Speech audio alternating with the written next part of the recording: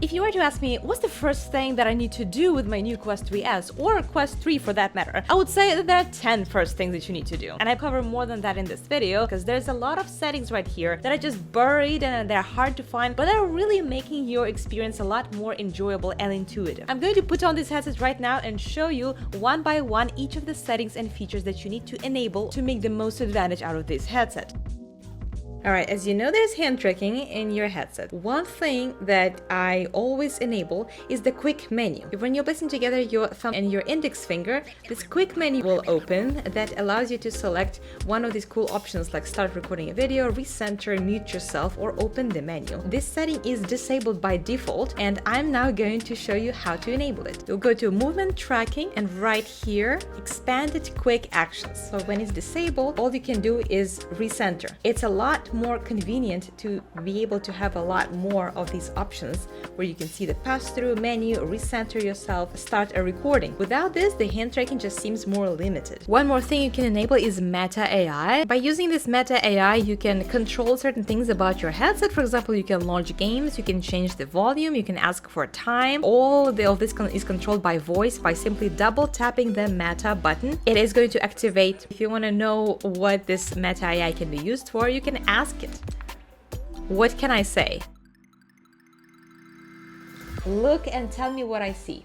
You see a room with white shelves, various items on the shelves, and two lights shining towards a green wall. So Meta AI can do these things. To enable Meta AI, you'll go to experimental, and right here you'll enable Meta AI and it'll give you this small tutorial. Let's say you do want to record a part of your video to share with your friends or to post on social media. The native recording will be like a square and it's going to be low resolution, about 1000 by 1000. But if you want to record in HD, then go to settings, system, camera, and right here scroll down until you change the aspect ratio from square to landscape or even portrait if you want to post this on TikTok or YouTube Shorts or on Instagram. There's also some other features here that you may not know, like image stabilization, so that everything doesn't look as shaky as it is because your head is basically camera. Increased frame rate and bit rate. While we are in this recording tips, then you may want to know that you can control the volume of your microphone and the in-game audio. I cannot tell you how many recordings were screwed up just because my microphone was too quiet, but in the recent update they added this feature that will allow you to have that control, and that definitely is changing the game. So let's say that you have recorded a video on your headset and you want to see what it looks like on your computer. So I am going to find the USB cable right here and connect it to my computer, and I'm going to show you what's going to happen by default.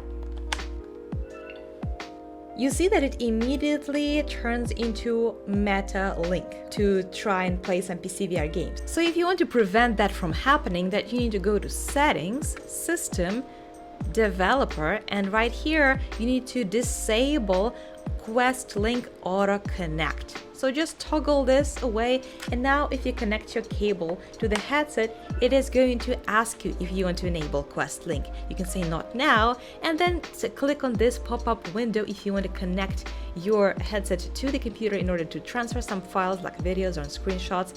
You will be able to find them in this folder I'm showing you right here, and that's essentially a much smoother way that will give you a choice what you want to do once you connect your cable to your PC. Speaking of recording videos, I already showed you that by using this quick menu you can quickly start recording or stop recording. But if you're using your controller, if you want to take a screenshot, place your finger on this menu button, press and hold it, and then quickly press and let go of the trigger. That's going to take a screenshot. And if you're going to press the menu button and then you press and hold the trigger, that's going to start the video. And you also need to press the menu and hold the trigger in order to stop the video as well. There's one more thing that you can do, but you will need to do it from your phone and not your headset. Enable the developer mode to unlock some superpowers of your headset. To enable this developer mode, it will take about 2 steps. So the first thing you need to do is go to this website, sign in using your Meta account.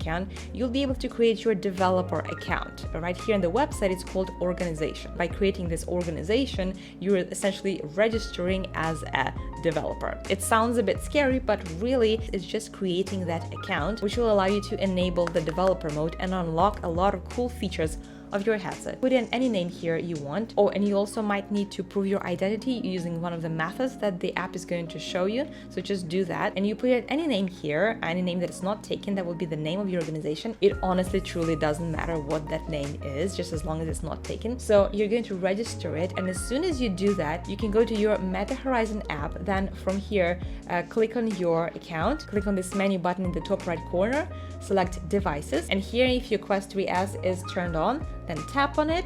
The same process is for Quest 3 and any Quest headset. Then you'll go to headset settings, and you will see that the new menu called developer mode has appeared. So when you tap on this, you'll just need to toggle that switch, and that will allow you to enable the developer mode. When you do enable the developer mode, that will allow you to sideload apps onto your headset, different apps that are not on the official store, and some of those are really cool. There's this really cool Quest 3 VR games discovery platform called SideQuest, and on that platform you can find popular trending VR games. You can also find games in early access. All of those are neatly organized by categories, by price, by platform, by type of the game, by their popularity. So there's lots of different ways to discover really cool games. But one thing that you will find there that you will not find on the Meta Store is the sideload content. One of the most popular ones are VR ports of popular flat screen games, games like Doom 3, Half-Life series, even Tomb Raider,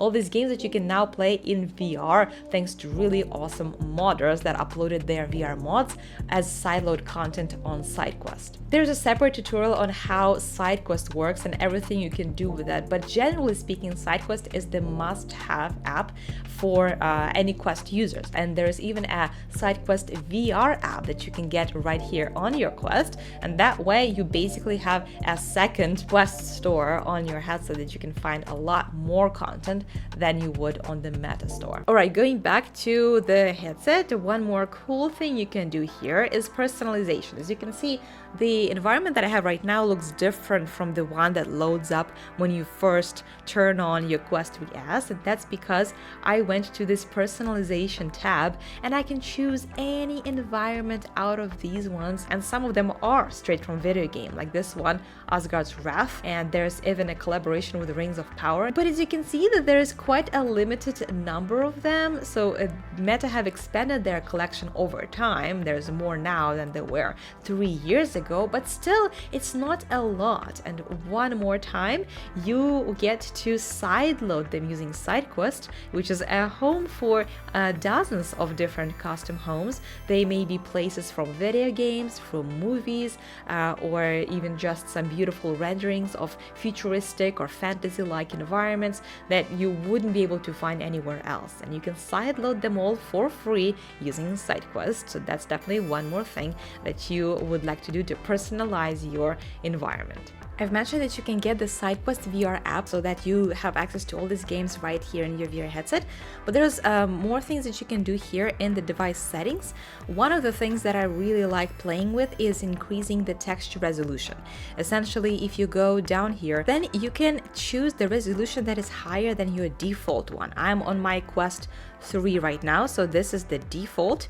The Quest 2 and also Quest 3S has the same resolution, this one. So anything higher than your default resolution will result in a clearer picture and a more detailed texture. So you just choose whichever one you want and your games are going to look much better. Free visual upgrade to your games. But you just need to be careful because some games may be lagging and underperforming because it will require a higher computational power from your Quest to play games with this resolution. Similarly, you can increase the GPU level, which means that it will push your GPU more to perform these games, and your CPU level as well. Again, you would need to play around with these just to see if the games are performing well with these different settings, but this can significantly improve the visual quality of the games that you're playing. One more setting that's right here and very easy to miss is the night display. Toggling these settings will make everything have a slight yellow tint, and that basically means that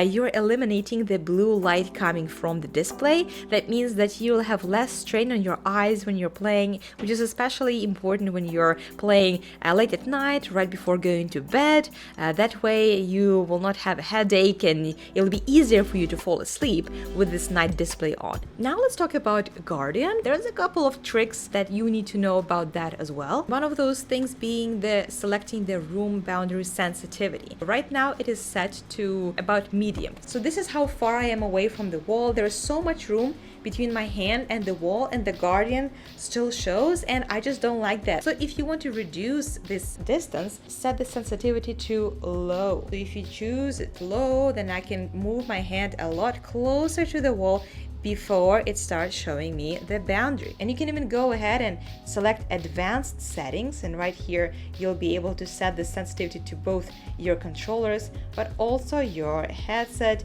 your speed sensitivity. So if your head comes really close to the boundary but really fast, then this boundary will still not show. You need to be careful with this because essentially you're making your headset more dangerous. If you're confident that you will be careful while gaming and you just don't want that boundary to show up during your game and break the immersion, then these are some of the things that you can do. One more very cool thing that I always enable when I set up my Quest 3S is swipe typing. The swipe typing is right here. So when you enable it, you'll be able to type in by swiping, and that's my personal favorite way of typing because I tend to type in so much faster that way. I made a bunch of other videos about tips and tricks and hacks about your Quest 3 that can also be applied to Quest 3S, but I'll be making a lot more for you to enjoy. Just a reminder, I also have a Quest 3S giveaway on my channel, and in order to enter, you'll need to watch that video that I linked in the description. And in the meantime, check out other videos that I made about the secret settings and features that you can enable with your Quest, or different tips and tricks